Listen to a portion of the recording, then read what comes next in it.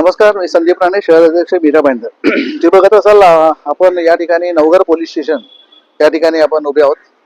तिथे उभं राहायचं कारण असं आहे की आम्हाला एक आमचे पदाधिकारी आहेत मिस्टर मनोज, तर त्यांनी आम्हाला फोन केला की असं एक प्रकरण घडलंय आणि घोडदेव या ठिकाणी एक स्टीलचा कारखाना आहे.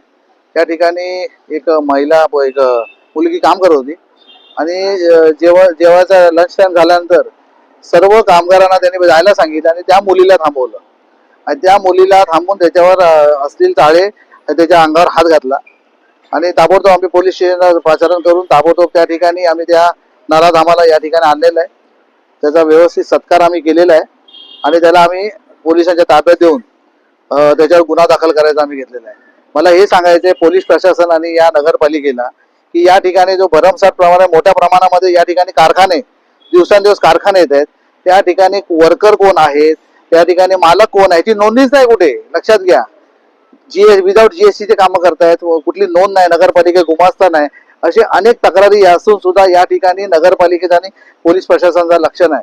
तर मी या व्हिडिओच्या माध्यमातून सांगतो आणि मी या ठिकाणी जे सिनियर असतील किंवा सीपी साहेब असतील यांना कळकळीची विनंती करतो की या ठिकाणी असे कारखाने जे आहेत त्याच्या कुठे आळा बसायला पाहिजे का. दिवसेंदिवस या ठिकाणी कामगार येतात, कुठून येतात, काय येतात, त्यांच्या मालकाचं स्टेटस काय हे कुणालाच काय माहिती नाही. त्यामुळे ही मुलगी 1.5 महिन्यापासून या ठिकाणी कामाला होती या ठिकाणी आणि या ठिकाणी असं कृत्य केलेलं आहे. असं या ठिकाणी त्यांनी बलात्कार करण्याचा प्रयत्न केलेला आहे. याचा नराधामान आम्ही पोलिसांच्या ताब्यात दिलाय.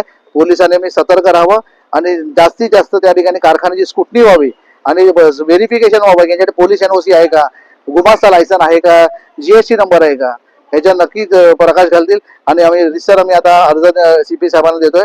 याच्यावर कडक कारवाईला पाहिजे ही आमची प्रामाणिक इच्छा आहे. धन्यवाद.